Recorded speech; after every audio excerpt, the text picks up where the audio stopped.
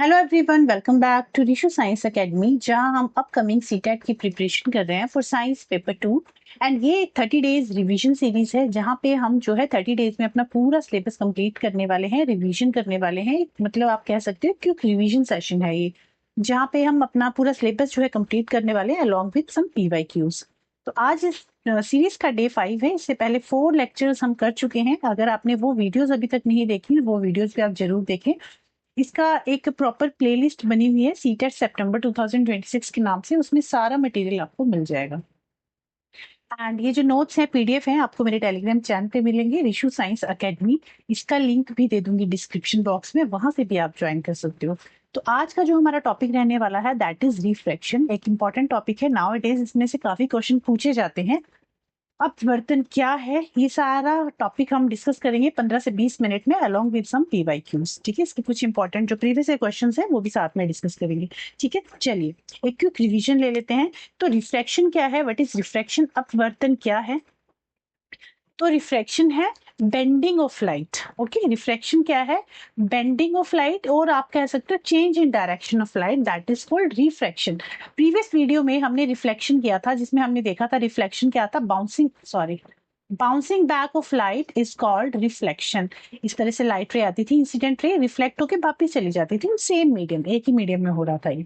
But ये क्या था, bouncing back of light is called reflection. But now today we are talking about refraction. तो refraction क्या है? Bending of light. When it passes from one medium to another medium, तो light क्या करती है, बेंड हो जाती है, उसी को हम कहते हैं रिफ्रैक्शन। मान लीजिए ये एयर है, एयर से अगर वाटर में लाइट एंटर कर रही है तो लाइट क्या करेगी, बेंड हो जाएगी, और इसी बेंडिंग को हम कहते हैं रिफ्रैक्शन।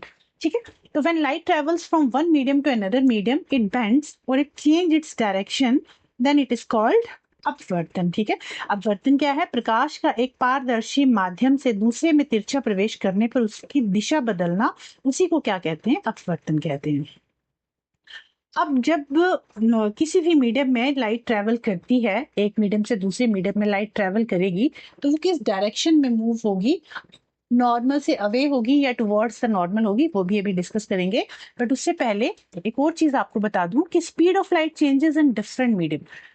स्पीड ऑफ लाइट जो है डिफरेंट डिफरेंट मीडियम में डिफरेंट होती है। फॉर एग्जाम्पल, अगर मैं वैक्यूम की बात करूं, वैक्यूम में स्पीड ऑफ लाइट होती है 3 × 10⁸ मीटर पर सेकेंड। वहीं पे एयर में भी जनरली इतनी ही रहती है, 3 × 10⁸ मीटर पर सेकेंड। स्लाइटली लेस होती है बट वैल्यू सेम ही होती है। वाटर में जो स्पीड ऑफ लाइट होती है वो कितनी होती है, 2.25 × 10⁸ मीटर पर सेकेंड। उसी तरह से ग्लास में जो स्पीड ऑफ लाइट है दैट इज 2 × 10⁸ मीटर पर सेकेंड। मतलब हर मीडियम में स्पीड ऑफ लाइट क्या है, डिफरेंट है। तो ये वैल्यूज मैं आपको क्यों बता रही हूँ, ये वैल्यूज मैं आपको इसलिए बता रही हूँ कि देखो स्पीड ऑफ लाइट जो है ना, मतलब हर मीडियम में स्पीड ऑफ लाइट जो है वो डिफरेंट डिफरेंट होती है। एयर में अलग है, वाटर में अलग है, ग्लास में अलग है। इसका जो सीरीज रहती है कि किस में ज्यादा जो है बेंडिंग ऑफ लाइट होती है, तो वैक्यूम में जो सीरीज है that is light fastest travel in vacuum, और ऐसे इस सीरीज में ऐसे डिक्रीज होती जाती है, फिर एयर में, फिर वाटर में, ग्लास में, और सबसे स्लो कहाँ पे है, डायमंड में। जो जितना ज्यादा डेंस होगा उसमें उतनी ही स्पीड ऑफ लाइट क्या होगी, कम होगी। जो चीज जितनी ज्यादा डेंस होती जाएगी, स्पीड ऑफ लाइट क्या करती जाएगी, कम होती जाएगी। क्लियर? चलिए, तो रिफ्रैक्शन आई होप आपको समझ में आया होगा। रिफ्रैक्शन क्या है? Bending of light is called refraction. और speed of light changes in different medium, हर डिफरेंट मीडियम में स्पीड ऑफ लाइट जो है डिफरेंट डिफरेंट होती है।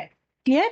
अब अगर अब मैंने आपको ये कहा था कि लाइट जो है कहाँ पे बेंड होगी, it bend towards the normal और it bends away from the normal. तो अगर एयर से ग्लास में लाइट ट्रेवल कर रही है, एयर क्या है, हमारा डेंसर मीडियम है। ठीक है, दो मीडियम है हमारे पास, मीडियम 1 मीडियम 2। एक है हमारे पास सॉरी एयर है, एयर क्या है, रेयरर मीडियम है, और ग्लास क्या है, डेंसर मीडियम है। तो जब भी रेयरर मीडियम से डेंसर मीडियम में, रेयरर मीडियम से डेंसर मीडियम में लाइट रे ट्रेवल करेगी, तो क्या होगा, लाइट जो है कहाँ बेंड होगी, it bend towards the normal. देखो क्या होता है ना, इस तरह से मान लीजिए यहाँ पे लाइट रे आई, और ये बीच में आप एक नॉर्मल ड्रॉ करते हो। तो अब ये जो लाइट रे आई है, ये इंसिडेंट रे आई है, it bend towards a normal, मतलब नॉर्मल की तरफ ये बेंड होगी। तो जब भी light ray rarer to denser medium में ट्रेवल करेगी, it bend towards a normal. इसमें से 1 नंबर का क्वेश्चन पूछा जाता है, इसलिए आपको ये याद रखना है। Rarer to denser towards a normal bend होती है RDT। वहीं पे अगर डेंसर मीडियम से रेयरर मीडियम में लाइट रे जा रही है, ये डेंसर मीडियम है और ये रेयरर मीडियम है। अब अगर denser to rarer medium light travel कर रही है तो it bends away from the normal. ये नॉर्मल से इस तरह लाइट आई और ये हमारा नॉर्मल है, नॉर्मल से अवे जाएगी। ठीक है, कहाँ पे? डेंसर टू रेयरर मीडियम में लाइट रे away from the normal travel करती है। इसको डरा से याद रख सकते हो, और डरा, denser to rarer away from the normal जाती है लाइट रे। क्लियर? उसके अलावा लॉज ऑफ रिफ्लेक्शन क्या कहते हैं? जैसे हमने रिफ्लेक्शन के 2 लॉज पढ़े थे, वैसे ही रिफ्लेक्शन के भी 2 लॉ हैं। क्या कहते हैं? फर्स्ट लॉ कहता है, फर्स्ट लॉ तो सेम है जैसे लॉ ऑफ रिफ्लेक्शन था, कि incident ray, refracted ray and normal at the point of incidence lie in the same plane, कि ये तीनों ही सेम प्लेन पे लाई करते हैं। सेकेंड लॉ क्या है?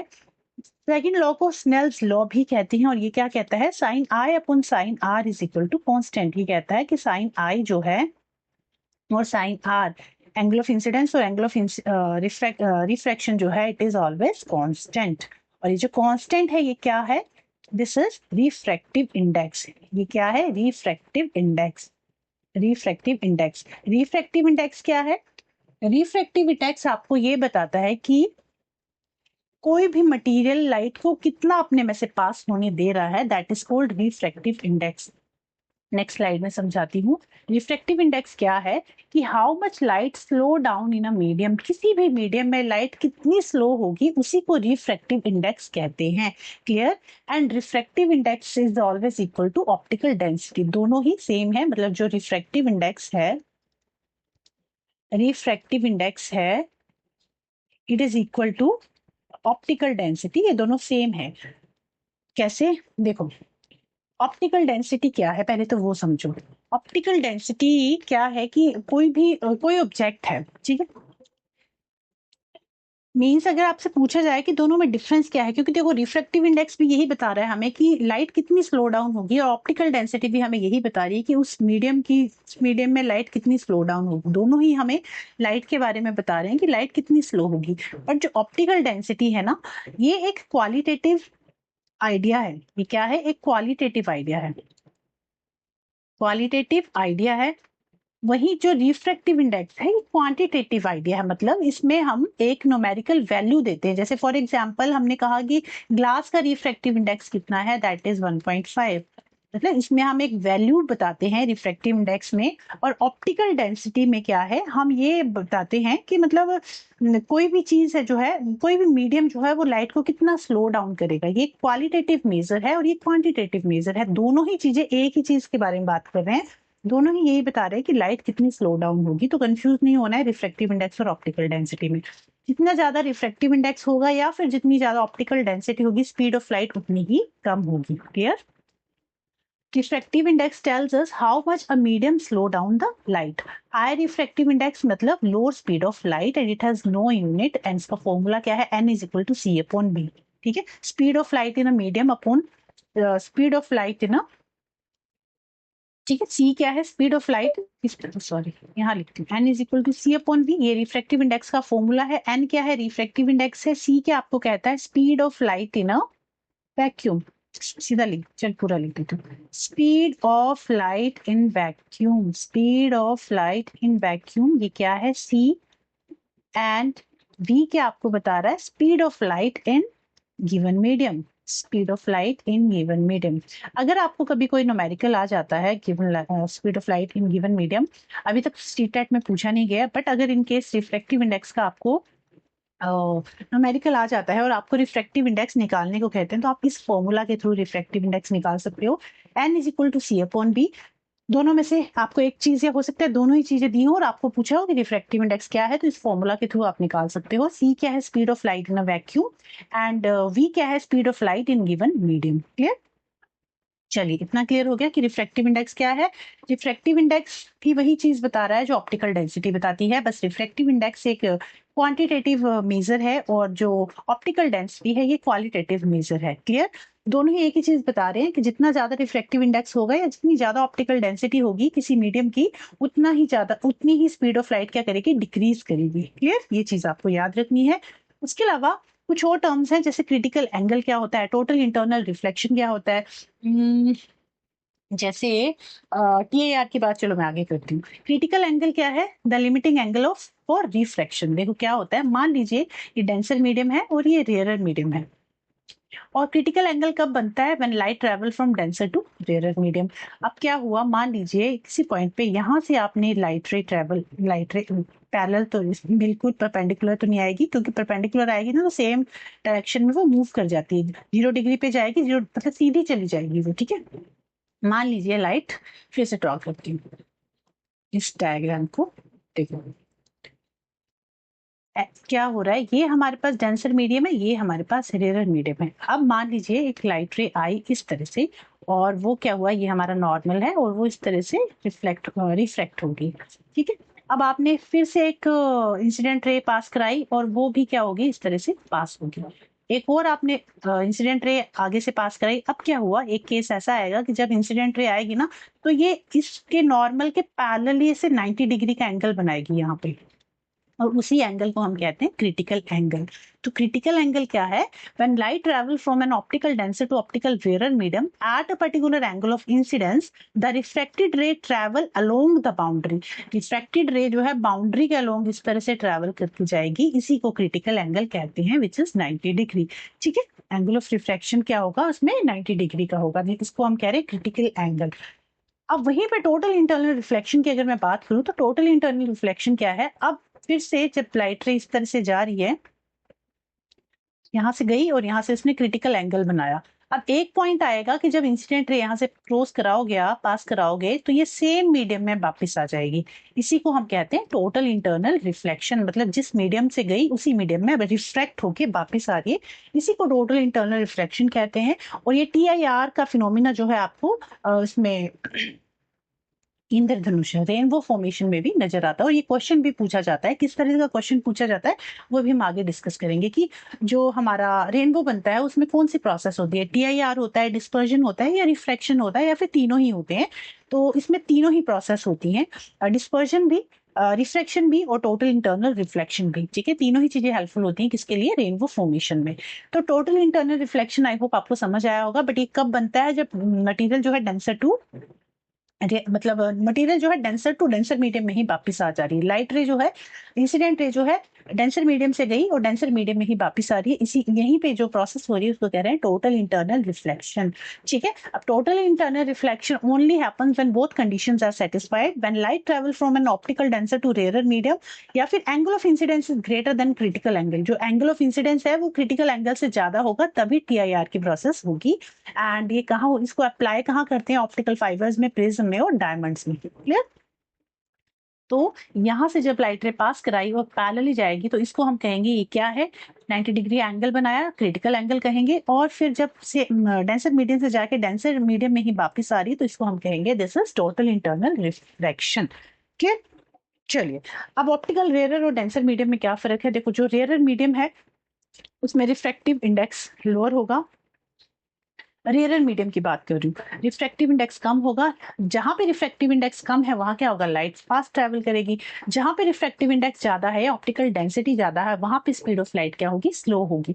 For example air compared with glass, या फिर ग्लास कंपेयर्ड विद एयर, मतलब एयर से ग्लास में जाएगा तो जब तो जो लाइट है ट्रेवल फास्टर, और ग्लास से एयर में जाएगी तो जो लाइट है, example glass compared with air, एक मिनट क्या लिख दिया मैंने, एयर, मान लीजिए मीडियम एयर है हमारे पास और ये क्या है, ग्लास है। तो एयर से जब ग्लास में, रेयरर मीडियम से जब डेंसर मीडियम में जा रही है, तो स्पीड ऑफ लाइट क्या होगी, स्पीड ऑफ लाइट डिक्रीज करेगी, क्योंकि जितना ज्यादा डेंस मटेरियल होगा उसमें उतनी ही ज्यादा स्पीड ऑफ लाइट डिक्रीज करेगी।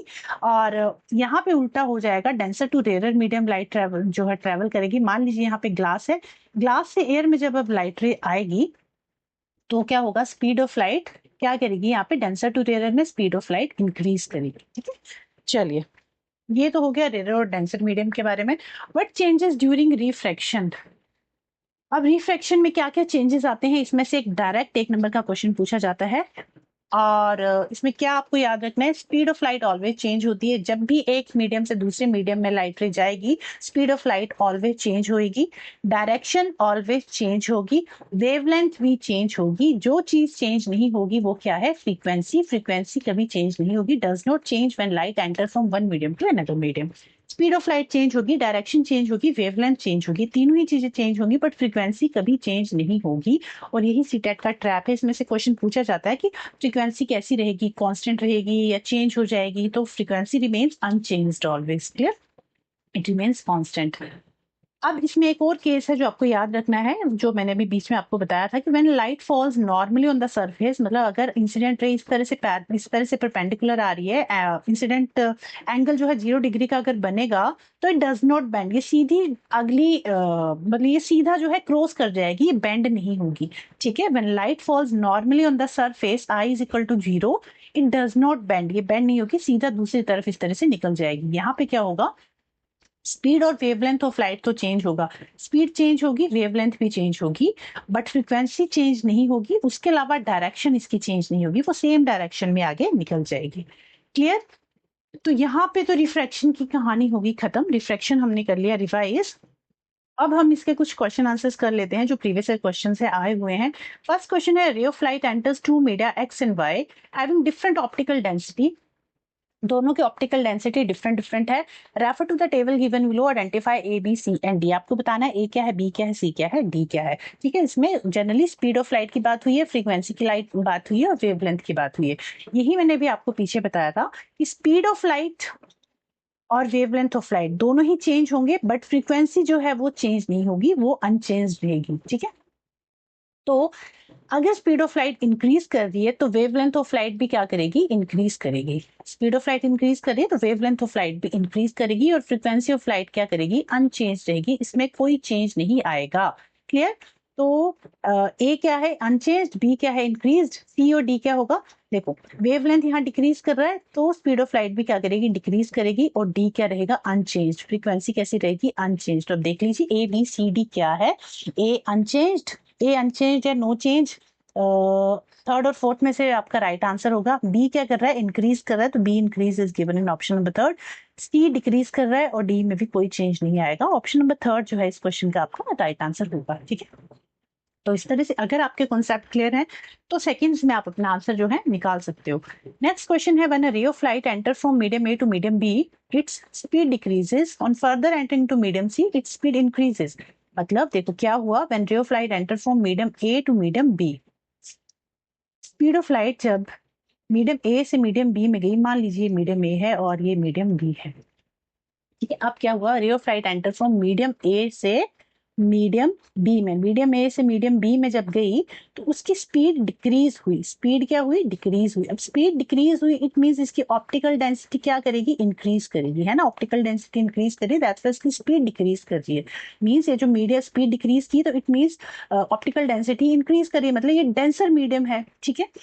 अब क्या हुआ, on further entering into medium C, जब फिर से मीडियम सी में एंटर किया तो इसकी स्पीड क्या करेगी, इंक्रीज करेगी। अब स्पीड अगर इंक्रीज कर रही है इट मींस ऑप्टिकल डेंसिटी क्या करेगी, अब यहाँ पे ऑप्टिकल डेंसिटी डिक्रीज कर रही है ना। अब आपसे क्वेश्चन में पूछा क्या है, which of the following conclusion can be draw from this, क्या कंक्लूजन आप निकालोगी कि refractive index of A B C can not be compared from above information. जी नहीं, आप निकाल सकते हो रिफ्रैक्टिव इंडेक्स, मतलब ऑप्टिकल डेंसिटी इंक्रीज कर रही है तो रिफ्रैक्टिव इंडेक्स भी इंक्रीज कर रहा है। यहाँ पे रिफ्रैक्टिव इंडेक्स इंक्रीज कर रहा है और यहाँ पे रिफ्रैक्टिव इंडेक्स डिक्रीज कर रहा है। तो इसमें सेकंड ऑप्शन है, refractive index of A is more than, कि इसका जो रिफ्रैक्टिव इंडेक्स है वो ज्यादा है as compare to B and C. This is also not true, क्योंकि यहाँ पे जो ऑप्टिकल डेंसिटी है ये कैसा मीडियम है, रेयरर मीडियम। यहाँ पे इंक्रीज की थी ना ऑप्टिकल डेंसिटी, डेंसिटी इंक्रीज की थी, मतलब ये जो स्पीड ऑफ लाइट डिक्रीज की थी, मतलब ये डेंसर मीडियम है और ये रेयरर मीडियम है। तो इसमें कहा गया है कि refractive index of A is more than B and C, rarer medium है, रिफ्रैक्टिव इंडेक्स ज्यादा है किसका, ए का बी और सी से। तो जी नहीं, ये भी सही आंसर नहीं है, सी थर्ड है, refractive index of A is less than B but equal to C. Refractive index जो ए का है वो बी से तो कम है बट सी से ज्यादा है, ये भी सही आंसर नहीं है। फोर्थ है कि refractive index of A and C are less than B. Refractive index of A and C, A और सी का, क्योंकि यहाँ क्या है, ये रेयर मीडियम है ना, और ये भी रेयर मीडियम है, यहाँ स्पीड ऑफ लाइट इंक्रीज कर रही है, यहाँ भी इंक्रीज कर रही है, तो ऑप्टिकल डेंसिटी यहाँ भी डिक्रीज कर रही है, ऑप्टिकल डेंसिटी यहाँ भी डिक्रीज कर रही है।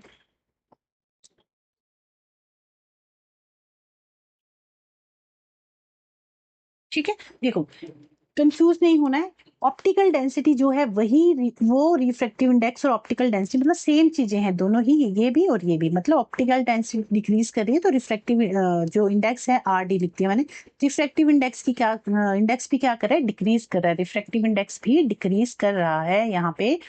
रुको मैं फिर से एक बार ड्रॉ करती हूँ आपके लिए, रुको एक मिनट, पूरा नहीं रेज करूंगी, इसको यहाँ से कट करो, इसको यहाँ से कट करो। क्या हुआ, हमारे पास तीन मीडियम है ए बी सी, हमने देखा कि जो मीडियम ए है वहां पे ऑप्टिकल डेंसिटी डिक्रीज कर रही है, ऑप्टिकल डेंसिटी अगर डिक्रीज कर रही है इट मींस जो रिफ्रैक्टिव इंडेक्स है वो भी डिक्रीज कर रहा है। अगर ऑप्टिकल डेंसिटी और रिफ्रैक्टिव इंडेक्स डिक्रीज कर रहा है तो स्पीड ऑफ लाइट क्या करेगी, इंक्रीज करेगी, है ना। तो स्पीड ऑफ लाइट यहाँ भी इंक्रीज कर रही है, और बी में क्या हो रहा है, ऑप्टिकल डेंसिटी इंक्रीज हो रही है। अगर ऑप्टिकल डेंसिटी इंक्रीज हो रही है तो इट मींस रिफ्रैक्टिव इंडेक्स भी क्या करेगा, इंक्रीज करेगा, और जहां पे रिफ्रैक्टिव इंडेक्स इंक्रीज हो रहा है वहां पे स्पीड ऑफ लाइट क्या करेगी, डिक्रीज होगी, मतलब स्पीड ऑफ लाइट कम होगी क्योंकि ये डेंसर मीडियम है। अब ए और सी जो है वहां पे ऑप्टिकल डेंसिटी डिक्रीज करे, मतलब रिफ्रैक्टिव इंडेक्स क्या कर रहा है, डिक्रीज कर रहा है, ए में भी और सी में भी। ये स्टेटमेंट सही है कि refractive index of A and C are less, refractive index of A and C are less as compare to less than, मतलब बी से कम है, क्योंकि बी में जो रिफ्रैक्टिव इंडेक्स है वो क्या कर रहा है, इंक्रीज कर रहा है, जबकि इन दोनों में जो रिफ्रैक्टिव इंडेक्स क्या कर रहा है, कम कर रहा है, डिक्रीज कर रहा है। ठीक है, तो आपको ये चीज याद रखनी है कि रिफ्रैक्टिव इंडेक्स जो है that is equal to optical density, और अगर रिफ्रैक्टिव इंडेक्स इंक्रीज कर रहा है तो जो स्पीड ऑफ लाइट है वो डिक्रीज करेगी, और अगर रिफ्रैक्टिव इंडेक्स डिक्रीज कर रहा है तो स्पीड मतलब रिफ्रैक्टिव इंडेक्स अगर इंक्रीज करेगा तो स्पीड ऑफ लाइट डिक्रीज करेगी, और रिफ्रैक्टिव इंडेक्स डिक्रीज कर रहा है तो स्पीड ऑफ लाइट क्या करेगी, इंक्रीज करेगी, मतलब दोनों इनवर्सली प्रोपोर्शनल है एक दूसरे से। तो आपका जो राइट आंसर है ना इस क्वेश्चन का दैट इज ऑप्शन नंबर 4। थोड़े से ट्रिकी क्वेश्चन आ जाते हैं तो थोड़ा सा देख के ध्यान से आंसर आपने करना है, इस तरह से ड्रॉ करके आंसर को निकाल लिया करो। ठीक है, रटने वाली चीजें नहीं है, थोड़ा सा समझ के किया करो। नेक्स्ट क्वेश्चन है, ये वही रेनबो फॉर्मेशन वाला क्वेश्चन है कि consider the following statement regarding the formation of a rainbow. आपके पास चार स्टेटमेंट्स दे रखी हैं, आपको बतानी है कौन सी सही है। तो फर्स्ट है कि a rainbow is form due to dispersion of white light into constituent colours, कि जो डिस्पर्जन है, रेनबो जो बनता है डिस्पर्जन की वजह से बनता है, क्योंकि डिस्पर्जन में क्या होता है, जो हमारी व्हाइट लाइट है, जो व्हाइट लाइट है it is split into 7 colours, that is विवग्योर, 7 कलर्स में स्प्लिट हो जाता है, जिसे हम विवग्योर भी कहते हैं, क्योंकि जो व्हाइट लाइट है it splits into 7 colour, that is विवग्योर, violet, Indigo, blue, green, yellow, orange, red, विवग्योर में वो टूट जाता है।